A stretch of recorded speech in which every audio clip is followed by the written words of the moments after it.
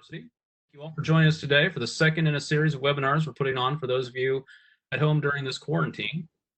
Just a few technical points to get started. Your webcams have been disabled because of a large number of registrants, and we ask that you mute yourself by clicking the mic icon on your screen and making it turn red, like Dr. Burkett just mentioned. So please do that. There's a couple of you that have not, and we are still getting some background noise from that. So please do that right away if you would. You can submit questions to the professors using the Q&A section. We'll be monitoring those questions and trying to work them in as we go. We also have two technical assistants, Catherine and Francis, on hand who can help you if you're having any issues with the platform. If you right-click on their names and select chat, you can communicate with them. The subject of today's program is the election of 1932, differing visions of America's past and clashing visions for its future. We'll be focusing on two speeches with different perspectives on that subject: Herbert Hoover's speech on the consequences of the proposed New Deal and FDR's Commonwealth Club Address. Joining us today to discuss those speeches are Dr. Chris Burkett and Dr. David Hadley, both of whom are professors here at Ashland University. Gentlemen, you want to go ahead and get started?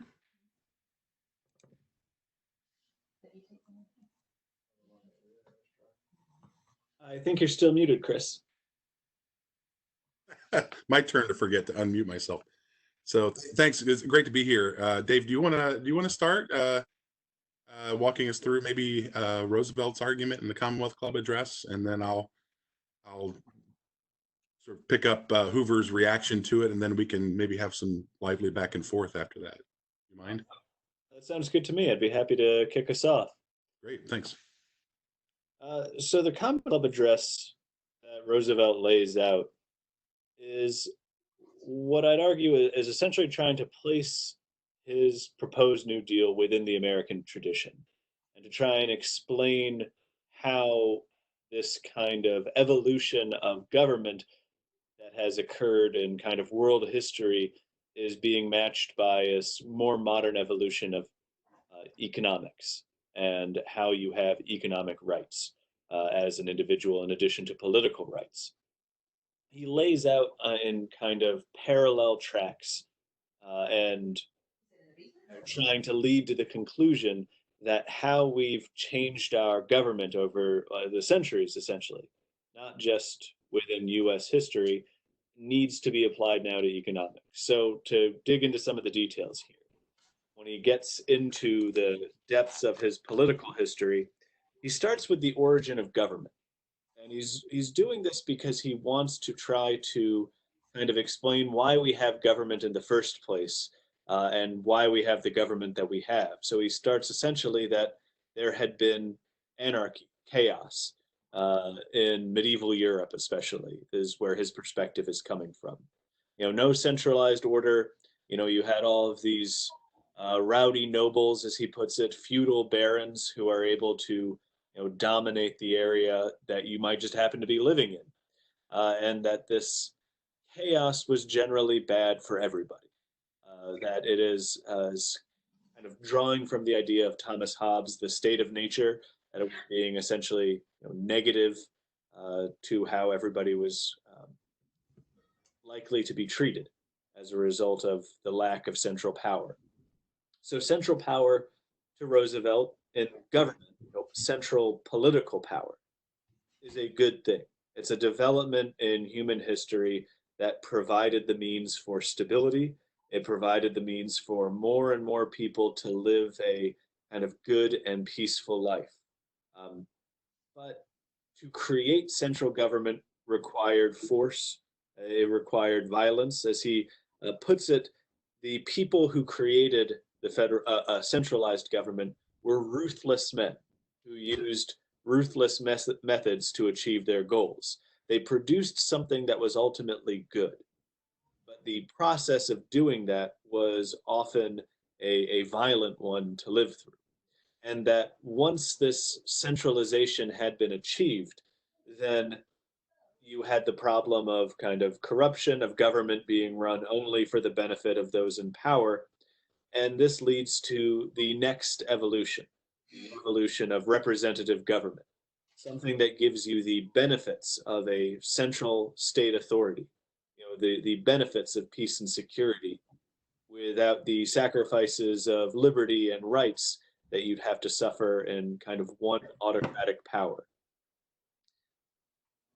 So that's a pretty, you know, deep dive into the history of political theory. I also will admit it's not the most exciting thing to talk about. And Roosevelt's the reception to this speech was that it was kind of boring. It had a very, um, mild reaction when he actually gives it to the Commonwealth Club, and it can seem kind of, totally unconnected to the circumstances. Because it's worth remembering that Roosevelt is giving this, in the midst of a presidential election, in the midst of a, significant depression that has engulfed the country. That, at one point during President Hoover's administration, unemployment had reached a quarter of the country's workforce, and it could be worse in specific areas if a industry happened to go down that a town relied on. Roosevelt is talking about this deep political theory, the evolution of government to representative government, because he wants to then bring this over to the economic realm. He says, essentially, the economy had been where government had been centuries ago, decentralized, uncontrolled. And that had changed with the Industrial Revolution. It changed as business changed. And we had, great concentrations of power, of corporate power especially, in building railroads and exploiting natural resources and manufacturing. So Roosevelt is comparing the people who've built the US industrial capacity. He's comparing them to the centralized government that had originally come into being. Ruthless men of force, as he says. That what they created was good, but it was also something that you needed to evolve away from because you want the benefits of this centralized, powerful economy the same way that you wanted the benefits of a centralized government. You also would recognize that there are downsides to both of those things. And so that was the kind of decision then to say, well, we move on. We controlled central government through representative government. So the next kind of logical step is we have to control this centralized economic structure for the benefit of more. And this is Roosevelt's core argument that there needs to be some regulation and control of business by the government. He presents this as being a kind of only when necessary situation, that the government should step in when there's not another alternative, that it should be a kind of partner in regulation, but that because of changed economic conditions, the guarantees of political liberty that the US government has included kind of from the beginning, that those guarantees aren't enough to have a good life on your own, that economic rights also need to be recognized now as part of this kind of general transition to controlling centralized power. And that is kind of where he's bringing in this argument towards the end about how now that the economy has changed, the role of government has to change as well in a way that he would argue is in keeping with traditions of change. So I know that's going on for quite some time and some kind of obscure idea. So I'll turn things over now to Chris to see how people responded to this idea. Well, thanks, Dave. Yeah, appreciate it. Yeah, this you raised a lot of interesting points, and I think it's an interesting presentation of the argument from what Roosevelt thought he was arguing. And so I've been sort of assigned the job of presenting Hoover's response to this, and just to tell everybody, it's not necessarily that either Dr. Hadley or me agree with one point of view or another, but so for the sake of debate, I'm going to present Hoover's counter argument to this. And he sees it in an entirely different light, right? The way you were describing it, Dave, Hoover would say, I don't see, where do I see any of that? And again, not to say that you're not, I mean, I think you're presenting FDR's argument as he understood it, but Hoover reads much more deeply into what he sees the real consequences and the real intent, as he sees it, of the New Deal is. So, and you also mentioned, by the way, sort of lukewarm reception to the Commonwealth Club address, which has come down through history as one of the most important speeches of the 20th century. And it's interestingly enough, I think it's Hoover who maybe inadvertently actually draws more attention to the speech after the fact by making such a big deal out of it in his response to it. And so he's, you know, Hoover really it really goes on the offensive after the new over the New Deal, especially after it's laid out and articulated in the Commonwealth Club address by FDR. And Hoover's point is, whoa, this is a really big deal. This is really radical stuff that's being proposed here. And so, in a certain sense, he draws more attention to this speech. And even if you look at the beginning of how Hoover begins his speech, I don't know if any of you have the text in front of you. These documents are all available, of course, on our teachingamericanhistory.org website. But Hoover begins his speech in Madison Square Garden. My fellow citizens, this campaign is more than a contest between two men. It is more than a contest between two parties. It is a contest between two philosophies of government. So Hoover himself says, look, you people need to realize that this is not just a campaign or an election that will usher in a slightly different set of policies, maybe a new set of policies or measures to help us deal with the economic crisis we're in. This is an election that's a contest between two fundamentally radically opposed views on what government is and should be, and what American government should be. So FDR, by the way, starts his speech by saying the same thing, right? I don't want to talk about parties and policies. I want to talk about politics in the highest sense. And Hoover echoes that. And from Hoover's perspective, again, this is really radical stuff that's being introduced. It's radical to the point, as Hoover will argue throughout this speech, that it will have the effect of undermining entirely our entire tradition, our entire political tradition, including our understanding of rights, of liberty, and the role of government, stretching all the way back to the founding. So there's this really, I love these two speeches together because they agree in the sense that they're both trying to justify their points of view in light of the larger American political tradition, how we think about government rights and liberty. But they have two very, very different views, I think, of that American tradition, and two very different views of what it should be moving forward. So, Dave, you mentioned FDR tries to place the New Deal, and I think you're right about this. Tries to describe his understanding of what government should be like under the New Deal, and he tries to place that in the context of the American political tradition. And again, Hoover says, I don't know what political tradition FDR is thinking of, but this is how I understand the American political tradition. And we can get into some of the details of these speeches, of course, in our back and forth, if you like. But Hoover goes to great lengths to emphasize what his understanding of this American system, as he calls it, is.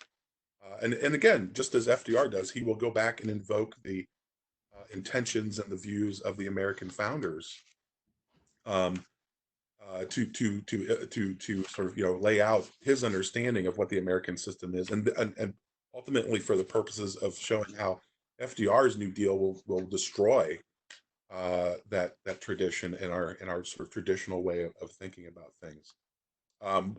Just one other quick point that Hoover will emphasize, and again, Dave, you mentioned that FDR tries to make the argument in the Commonwealth Club Address that when you look at how American political life has evolved over the course of our history, we have had to evolve away or move away from a government by ruthless men of force, right? Or move away from ruthless men of force, in part by bringing the economy under more efficient regulation by government. But again, Hoover's reaction to that is the New Deal will actually lead to is government by men of ruthless force. because the kinds of policies that FDR is talking about implementing in order to ease the problems and the hardships that Americans are experiencing under the Great Depression, those policies are not voluntary. These are going to be mandatory policies implemented and enforced from the top down, from the national level, under a host of government agencies led by administrators who have power. And that's the opposite, Hoover will argue, from what he sees as the heart of the American spirit, which is voluntary self-cooperation, right? Voluntary cooperation among free individuals as Americans to solve the problems that face them at any given time in any given crisis. So that's just an initial sort of overview, kind of reaction from Hoover to the details of FDR's broad vision of the New Deal as he lays it out in the Commonwealth Club Address. But he has again more specific critiques, which maybe we can get into at a certain point if you'd like to. I have a question from Faith here in the Q&A, asking if you could explain what Hoover means when he says on the second page of the document, no stratification of classes can take place in a mass that is livened by the free rise of its human particles. That's a great question. Thank you, Faith, for that question. Yeah, and again, at the beginning of his speech, as he starts to get into his vision of the American system, which actually starts a few paragraphs before that. So if actually the paragraph before that, if we can back up a little bit, if you have the text, Hoover says, our system, and again, remember the point, keep this in the perspective or the context of what he's trying to argue here.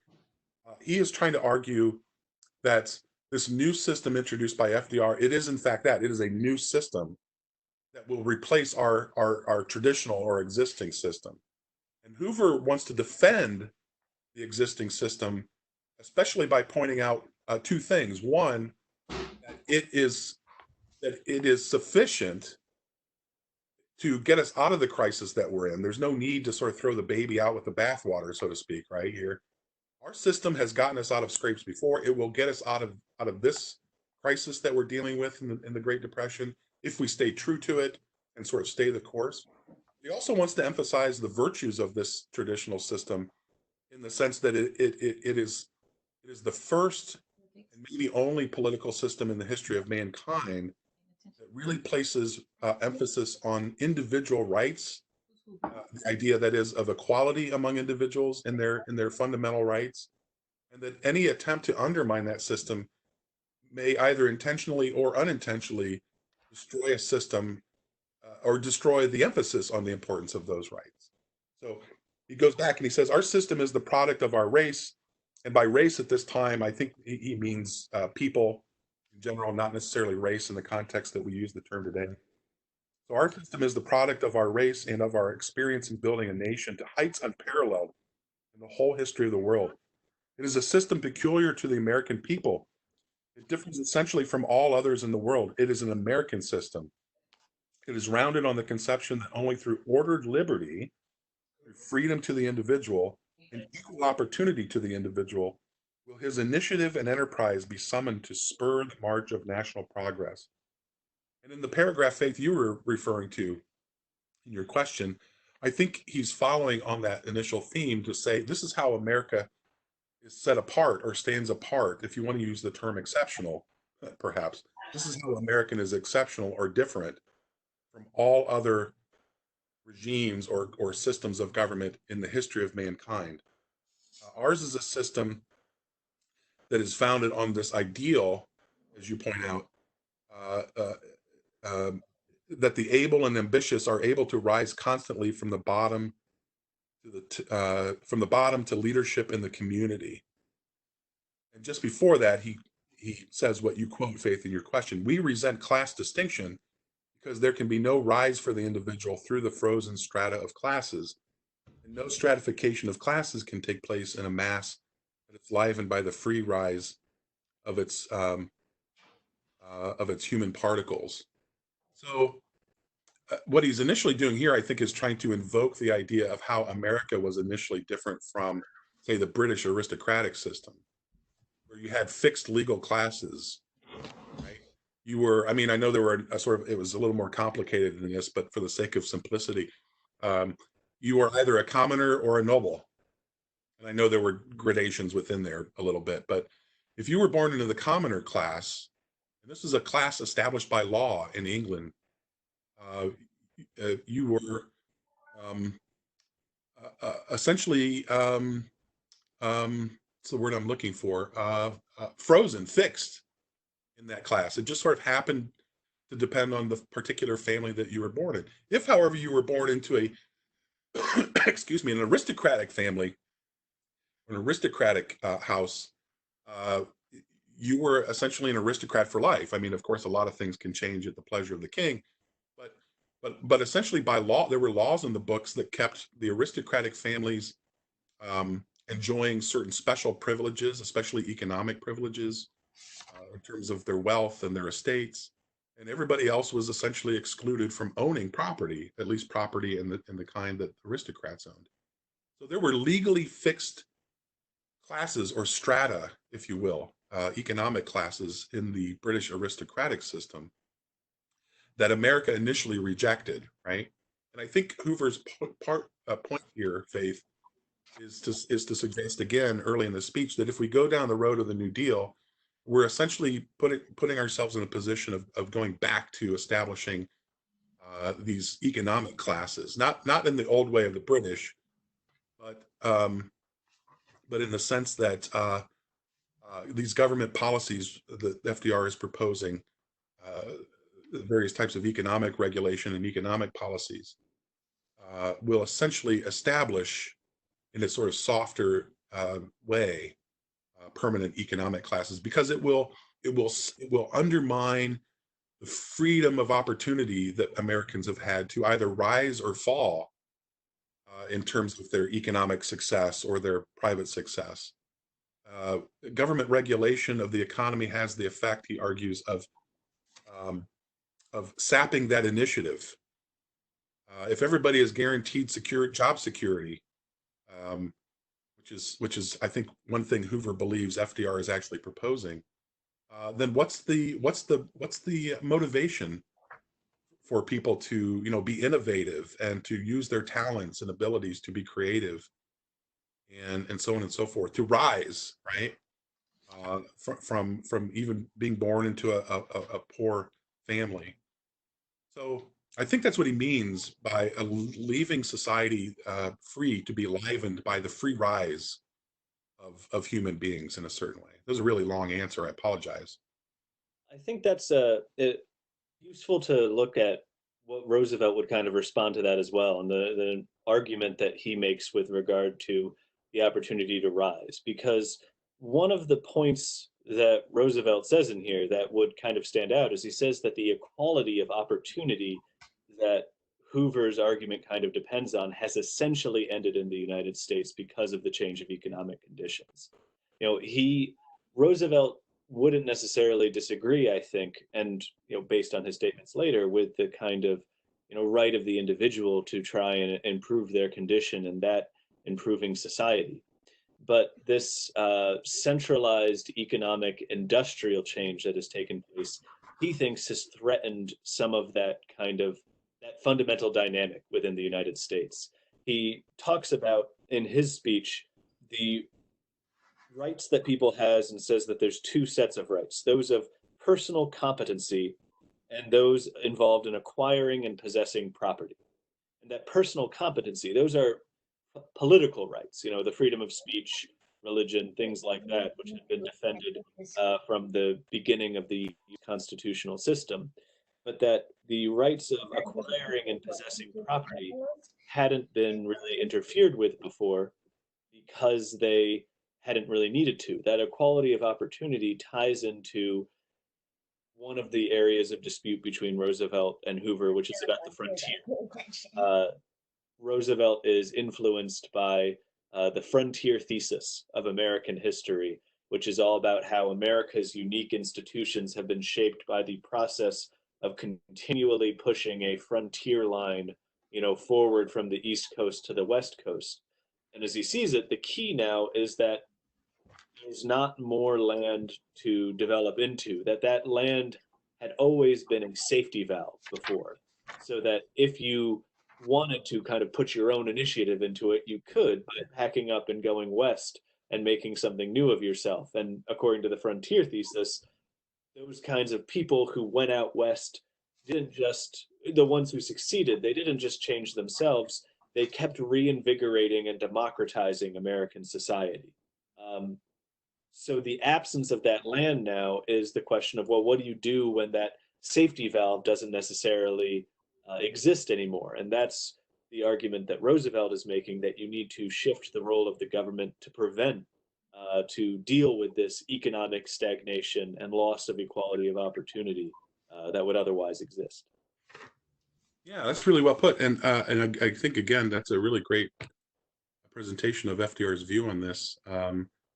There are a couple of other follow-up questions on Hoover, one having to do with how he grew up, and another mentioning his rags to riches background, maybe making him situated not to understand the need for government intervention.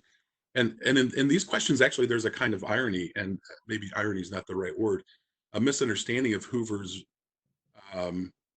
Hoover sometimes is portrayed as hopelessly anti-government. And in a certain sense, I think Hoover would agree in part, again, with the view you just articulated, Dave, including FDR's view, that he recognizes that circumstances have changed, and that there is in fact, in certain circumstances, an increased need for government regulation and government action. In fact, he makes that very explicit in the speech. And in certain times of crisis, there is a need for government to step in. I mean, Hoover himself, from his personal experience during World War I, as the director of the Food Board, understood the need for government action to sort of regulate and distribute, or to oversee food distribution and rationing, or whatever might be necessary, right? And he, of course, was Secretary of Commerce, and understood the need for some sort of government oversight of those things. But I think for Hoover, his argument would be, yes, times change, and we need to continue to grow and adapt and deal with those changes that may have restricted the kinds of opportunity that you were just mentioning, Dave. But Hoover doesn't want, first of all, Hoover doesn't want, he doesn't want the kinds of radical, permanent changes to our system that will go so far as to undermine permanently what he sees as those opportunities. So I think the way to think about it is, for Hoover, and this is a little fuzzy with Hoover, of course, right, which is maybe help confuse people over where Hoover really stood on these things. But Hoover, again, I think thought that there could be there is a role for government, and at times, depending on circumstances, that means government will have to do more, and at other times it should return to something like normalcy, right, and do less. But Hoover is concerned that what FDR is proposing is going to cross the line so far that opportunity, as he understands it, as part of this sort of understanding of the traditional American understanding of opportunity, will be undermined and destroyed. So again, it's interesting. This is not an election. This is not a contest, say, between Franklin Roosevelt and Calvin Coolidge. That would, in a certain way, that would be a much more extreme difference in their views on government. Hoover is somewhat closer to Roosevelt in his understanding that there is an important role for government to play in protecting freedom and opportunity. But how far do you go? That's Hoover's point here. This is going too far. So. And one of the interesting things, I think, also is Hoover has a more detailed idea in his speech about what the New Deal is than what Roosevelt expresses in the Commonwealth Club speech. Roosevelt is much more interested in expressing, I think, an overall philosophy behind how the government is going to be acting than in this particular speech getting into the exact policies that would be followed for that. Yeah. And the main point, I think, the biggest passage from this speech that Hoover then talks about is the point essentially of it has to be the age of enlightened administration. And I think that's the core to like all of these other parts of the New Deal attached to it. But the idea of government having a fundamentally shifting role to it needs to be administering things.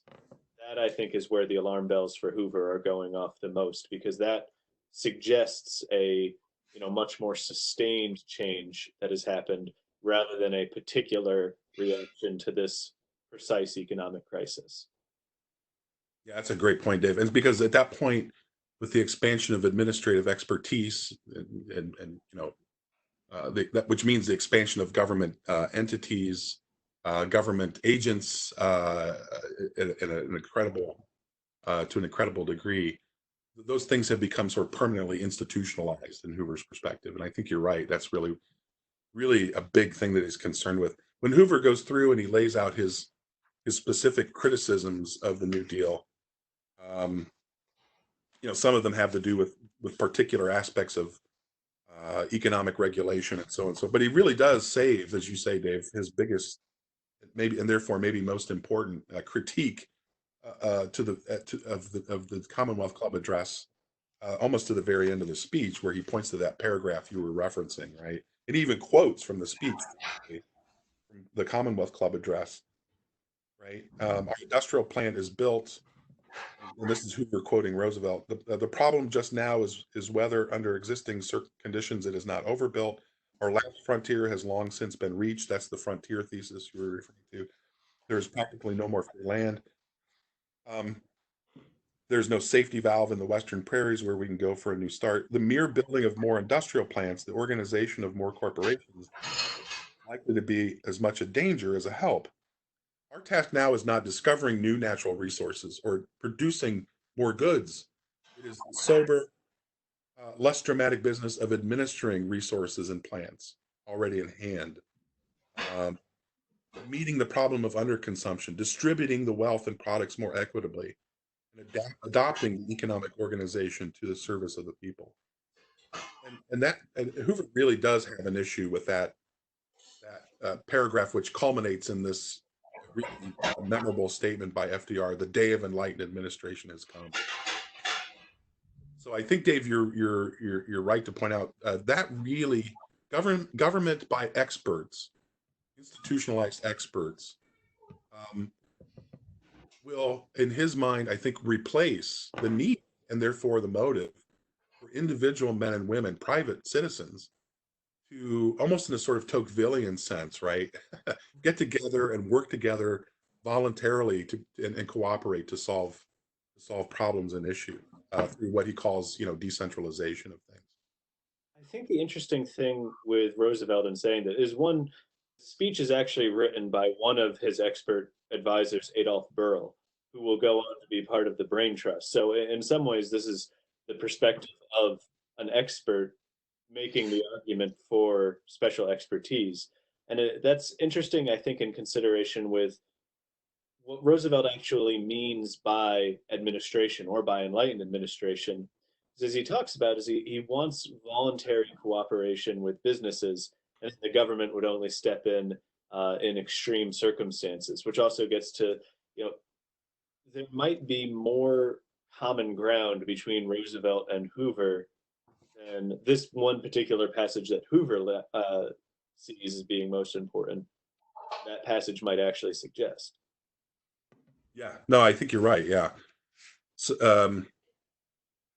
and again, the large bulk, interestingly enough, of the middle of Hoover's speech, I mean, it's kind of bookended by these descriptions of the American system and what that means for Hoover. In the middle, he lists all the things that government has been able to do to deal with changing circumstances, especially economic problems, right? Um, but within the framework of what he understands as our sort of traditional principles and ideals, without, again, crossing that line. So, I mean, he lays out a number of ways in which we've made progress. Um, First of all, material progress in this speech, in terms of, more homes, more access to electricity, Cities have been made beautiful, parks, playgrounds, countryside, natural preservation, working conditions have greatly improved. Excuse me. And he mentions that a lot of this has been accomplished under various government entities, right? Whether it's the Federal Reserve, we've got agencies dealing, with more protecting mortgages, business and industry regulation. So government has played a greater role in bringing about some of this progress. No, And I think it's the bookends that of the speech, so to speak, where he goes beyond and says, yeah, opportunity and therefore freedom or liberty, as I understand it, is going to be supplanted if we go too far down the road of putting all of these responsibilities in the hands of an ever expanding bureaucracy, as he calls it, right? So I think there's a point where Hoover, when he points out that there's more frontiers than just land, there's this technological frontier that's changed things. That point, history really proves him right on. And I think that within the Commonwealth Club speech, there's kind of two main points that you can, I think, identify Roosevelt with making. Is the one is the argument for government playing a role in economic rights, and then the question is of how you do that. That's enlightened administration. And Roosevelt himself will come to change course. That's kind of where we see the difference in the first and the second New Deals.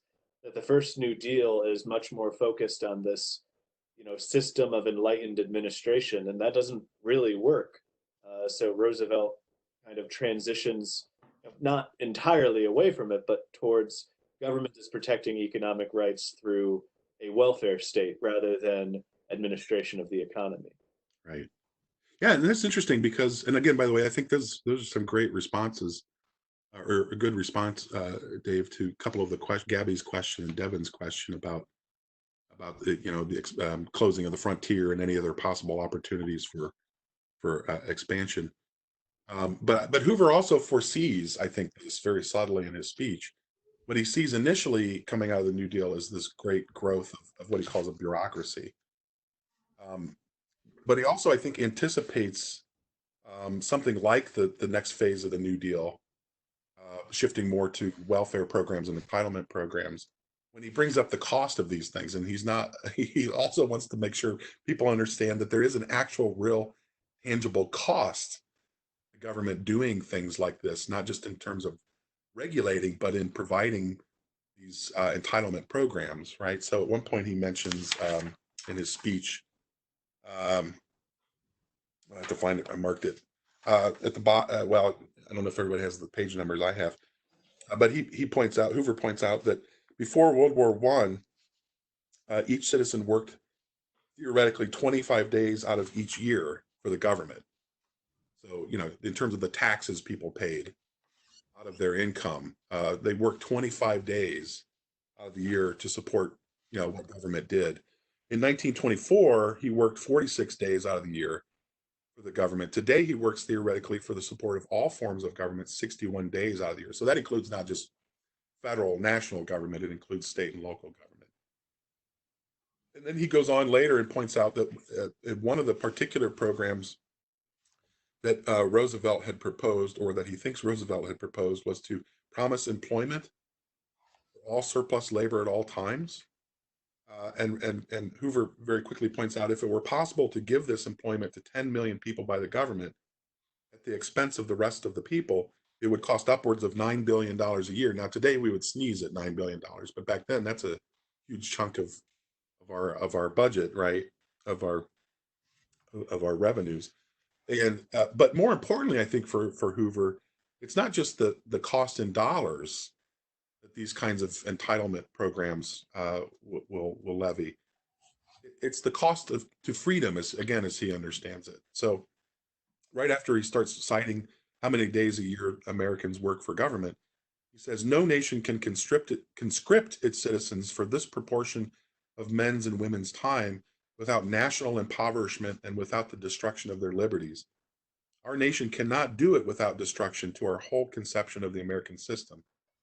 The federal government has been forced in this emergency to unusual expenditure, But in partial alleviation of these extraordinary and unusual expenditures, the Republican administration, how it brings politics into it, right? The Republican administration has made a successful effort to reduce the ordinary running expenses of the government. So there, it's not just the cost in terms of expenditures, but again, back to your point earlier, Dave, that you made, what effect does government regulation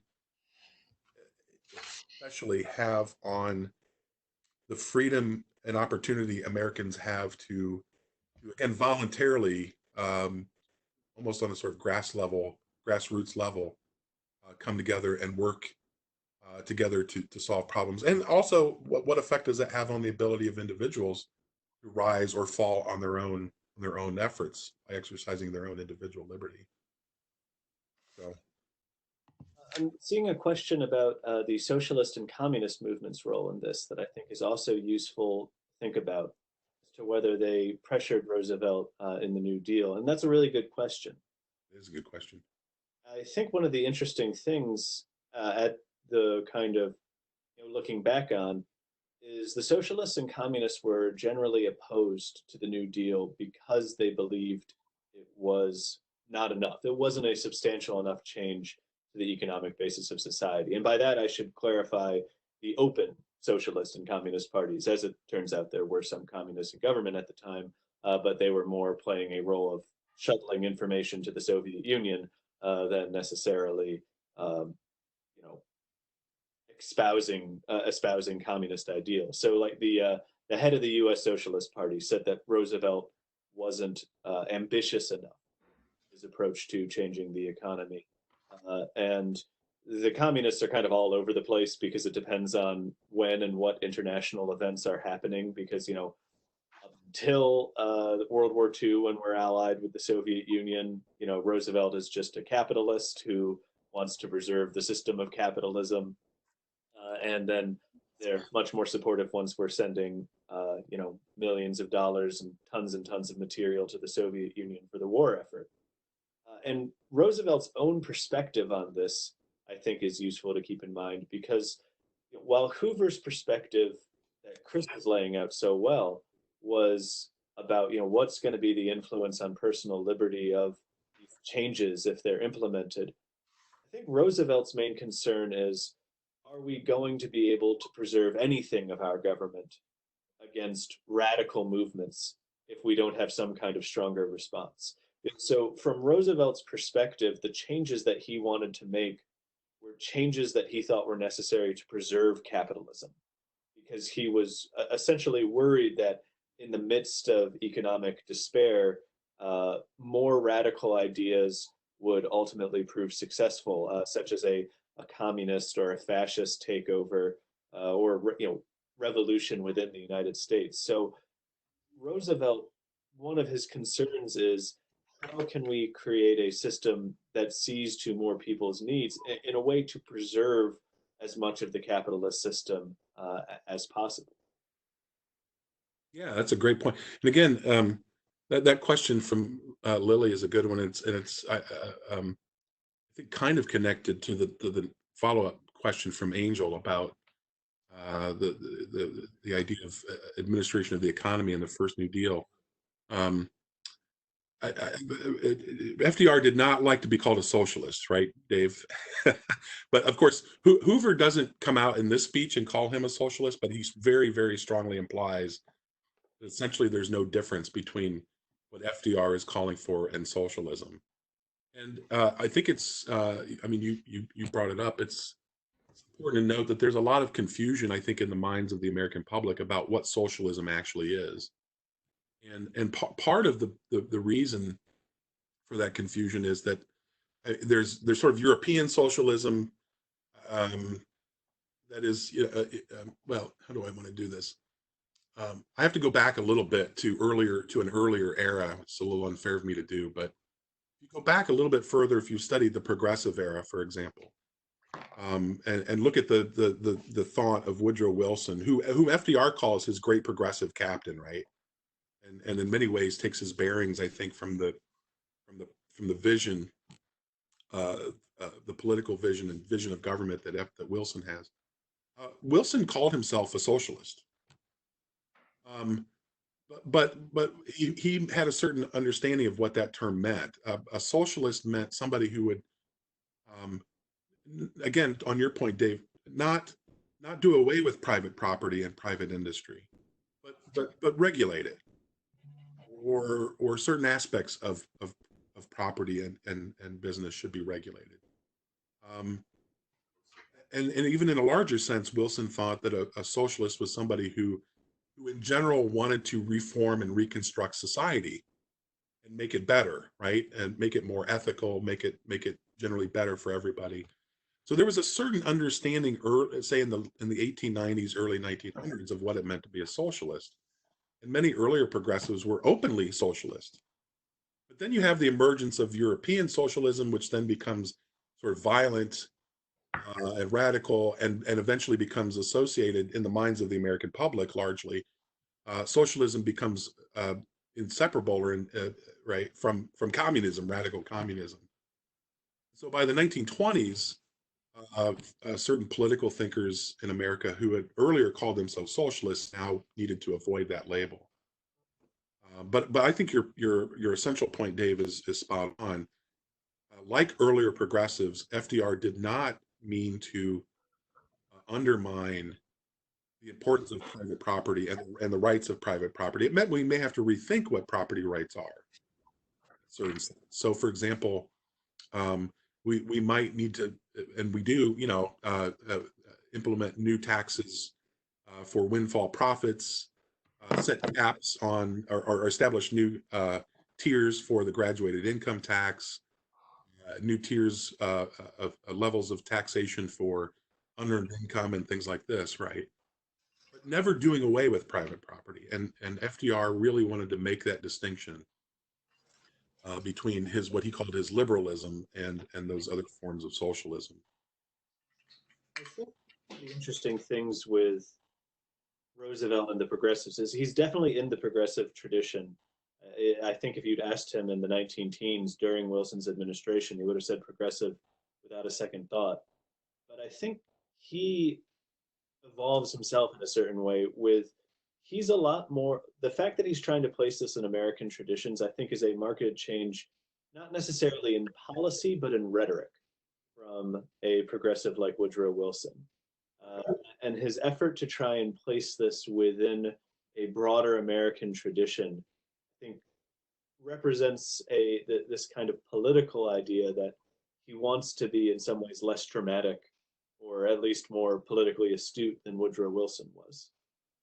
Oh yeah, much more astute. Yeah, I would agree with that.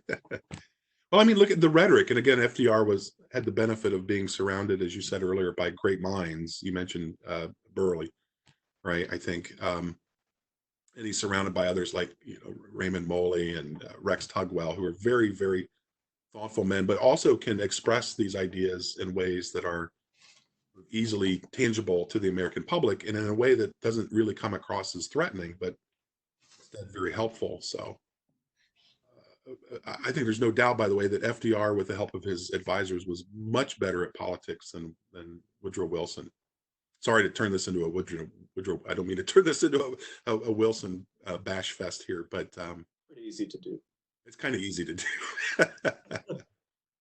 By the way, so Lucas had a follow-up on this too, right? So he says, by balancing socialist ideals with capitalist ones, Roosevelt was able to prevent radical changes and maybe trying to take away the appeals of communism and socialism through progressive changes. That sounds like a fair assessment to me. Dave, what do you? I definitely think it's fair. A lot of, if you look at the Socialist Party platform from the election of 1912, which is one of their kind of most momentous platforms, I might need to be corrected on this, but I think 1912 was when they got the largest amount of the popular vote, but no electoral votes. Yeah, when Debs ran, right?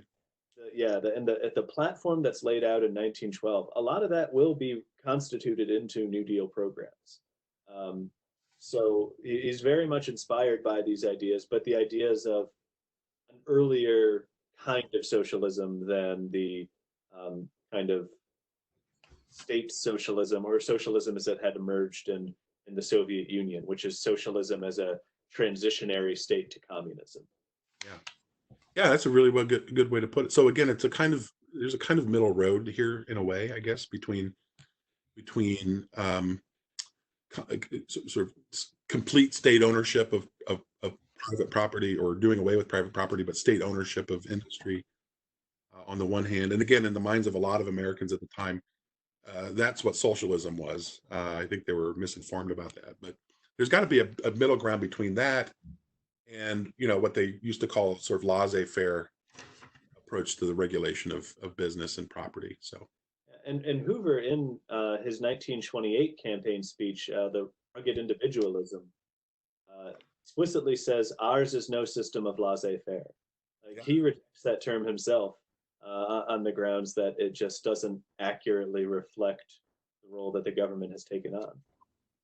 And it's interesting on that point, Dave, the very concluding paragraph of Hoover's speech, when I if you read it, which I'll do here in just a second, the way he talks about wealth, this is really one of the few places he talks about wealth in this country. It sounds very much like the language that earlier progressives had used, and FDR would use from time to time. So I just read it. Now, my conception of America, this is the very last paragraph of Hoover's speech. My conception of America is a land where men and women may walk in ordered liberty, where they may enjoy the advantages of wealth, not concentrated in the hands of a few, but diffused through the opportunity of all, where they build and safeguard their homes, give to their children the full opportunities of American life, where every man shall be respected in the faith that his conscience and his heart direct him, and where people secure in their liberty shall have leisure and impulse to seek a fuller life.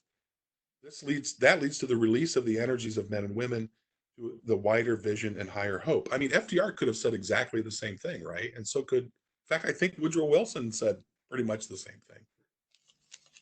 But it's not. So he is concerned in a way with the problem of wealth and the need to more equitably diffuse wealth and get wealth out there, more opportunities for people to be able to take advantage of wealth. But the way you do that is by some form of government regulation or policy, right? Some of them more direct than others, but some of them maybe a little softer through taxation or something like that. So just another example, I think, of just in some ways how not so different at least some of the language that Hoover uses it's not that different from the language that we hear from a lot of other progressives, including, I think, FDR. I think that with the kind of similarities in language there's an interesting dynamic, I think, in that you can have a definition of what you're trying to achieve, and that can remain pretty similar across some of these different campaigns. I see a question about kind of current day affairs about Bernie Sanders, and I don't really want to weigh into any kind of modern politics, but I think that one of the things that we can see there. Was that your cat talking? No, I'd be pretty freaked out if it was. He's remaining thankfully nonverbal. So, give us a few more weeks in isolation, and I'll let you know if he starts talking to me. If the cat starts talking, Dave, you need to call me right away. I'll send help. But I think so. While we have these kinds of terms of what we want to achieve in our political system, that terms used to describe how you get there can change really dramatically. That socialist means something dramatically different in different times and in different places. If you'd asked, a member of the British Labour Party, if they were a socialist, you'd get, a different answer and a different answer for each year, essentially, that the Labour Party exists. And so, Bernie Sanders calling himself a socialist now, a democratic socialist now, would have, to him, I think, a very different valence, because it's this transition of the term that really has been used by so many different actors in different contexts. Yeah, that's a really good way. So again, I think in some ways, Bernie, without getting into specifics again, Bernie Sanders, some of the goals, or, the policies that he'd like to bring about are similar in a certain way to some of the goals of FDR, um, but very different, but by different means, I would say, is another key difference between them. So, for example, education. Expanding educational opportunities was a very important aspect of Roosevelt's vision of the future of America. So, for example, GI Bill, things like that came out of the New Deal, but but a lot of the means that FDR was proposing to expand educational opportunities were, again, sort of indirect measures. Whereas I think, again, this may be an overstatement, but Sanders is talking about a much more, I think, kind of direct redistribution of wealth in order to pay for education, much more than FDR, I think, had in mind at the time when he was calling for expanding educational opportunities. So there are differences of degree, I think, certainly in the means. I think it's interesting that one of the first addresses that FDR gives once he begins his presidency is to talk about the sound fiscal footing that all the plans are on, that it will be paid for through long-term bonds and through, planning. And we often associate Roosevelt with the kind of policies of John Maynard Keynes, deficit spending. But Roosevelt's actually always pretty uncomfortable with that. He'll try it to some extent. He listens to Keynes more than other people do, but he's not like a natural Keynesian. It really takes World War II to crank that up. And the question about Huey Long is, Huey Long doesn't necessarily have as I understand it at least, and Chris, feel free to correct me if you know differently, but that Long doesn't have so much of an impact on the 32 campaign. Roosevelt is worried about him in 36. So Long will ultimately end up being assassinated, and so that's one worry down if you're Franklin Roosevelt, I suppose. But he thought there's a very real possibility of Long challenging him from the left. That Long embraced a much more radical redistributionist policy. The policy, I think he called it "every man a king," and wanted to expropriate all wealth among a certain level. So Roosevelt saw Long, I think, in the same way that he saw some of the other extremities that he wanted the New Deal to help avoid. Yeah, that's very well put. That's exactly what I was thinking. I mean, he was trying to avoid the extreme aspects of sort of radical socialism and communism through his sort of softer policies. And I think, by the way, later, as things start to develop in Europe, right, by maybe it's after 36, but into the late 30s, FDR is really concerned about measures that will help free peoples be able to avoid the extremes of dictatorship, right, as well. So, which sometimes Huey Long is sort of described as a nice combination of of socialist dictatorship. But the Louisiana State Police definitely were much more of a political force for Long than I think you'd expect a normal state police department to be. Right. Yeah, very good. So, should we sum up our arguments? I guess I think, are we about at the end of our time? I mean, I would just, if I wanted to can take just a minute to go back and reemphasize what I think is the heart of Hoover's concern. Again, you mentioned it earlier, Dave.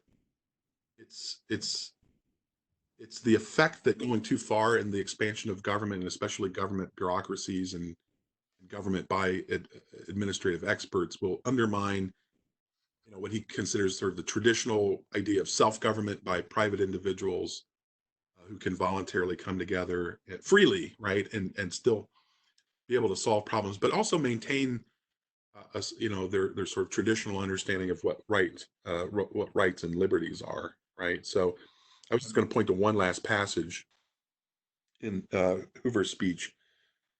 It's kind of toward the end where he says the sort of the true spirit of liberalism is to create free men It is not the extension of bureaucracy. You cannot extend the mastery of government over the daily life of a people without somewhere making it master of people's souls and thoughts. Expansion of government and business and otherwise means that government will have to infringe on all sorts of liberties, he goes on to say, right? Free speech, it poisons political equality, free speech, free press, equality of opportunity, and so on and so forth. So again, the reason I'm emphasizing this passage is because what he's really trying to do here is defend liberalism, interestingly enough, as he understands it, from what he would call FDR's wrong sense of liberalism in those terms. I think a really good encapsulation of Roosevelt to kind of end things on with that note is that on the other side of Hoover, if Hoover's worried about going too far, I think Roosevelt's worried about not going far enough to forestall more radical change. And there's a passage at the bottom of the third page when he's talking about the rights of personal competency and the rights of private property. And he says that he's talking about this in terms of Jefferson and Hamilton and Jefferson's concern for these rights. He says, but even Jefferson realized that the exercise of the property rights might so interfere with the rights of the individual that the government, without whose assistance the property rights could not exist, must intervene, not to destroy individualism, but to protect it. Very nice. Hey, Dave, I enjoyed this very much. This was fun. Yeah, it's a nice change of pace. Next time I'll do FDR and you do Hoover. Sounds like a plan. Excellent. Thanks. Well, thanks to Drs. Burkett and Hadley, as well as all of you for coming. This webinar will be archived on the teachingamericanhistory.org YouTube channel within the next few days if you'd like to rewatch it or share it with someone who couldn't attend. If you enjoyed today's webinars, please look into Ashbrook's summer programs for high school students, the Ashbrook Academies. They're week-long programs held on our campus in Ashland, Ohio, where, like we did today, we use primary sources to explore the past and understand history through the eyes of those who lived it. If you're interested, please visit ashbrookacademy.org for more info. I also want to mention that Ashland University is a particularly good place for you to pursue your undergraduate education if you have a strong interest in history or poli-sci. If you come to Ashland, you can apply to be an Ashbrook Scholar and have Dr. Burkett and Hadley teach you every day. If you want more info about that program, visit ashbrookscholar.org. And if you're a senior who's still undecided about where you'll be attending next fall, we still have slots for 2020. Our next webinar will take place a week from today on Thursday, April 9th, and our topic will be the Cold War, how to deal with the Soviet Union and the spread of communism. We'll explore two documents in that session, Henry Wallace's speech, The Way to Peace, and the memorandum from George Kennan known as the Long Telegram. Joining us to lead that discussion will be Dr. John Mosier, who you may remember from last week's webinar if you came, and will be rejoined by Dr. Hadley. So look forward to seeing you all back here then, and in the meantime, stay healthy. Well, that'll be great. I'm going to sit in on that one for sure. Okay, good. Thanks for some great questions too from people joining us today. It really helps the conversation stay lively. So thank you. Okay, bye. Thank you all. Take care. See ya.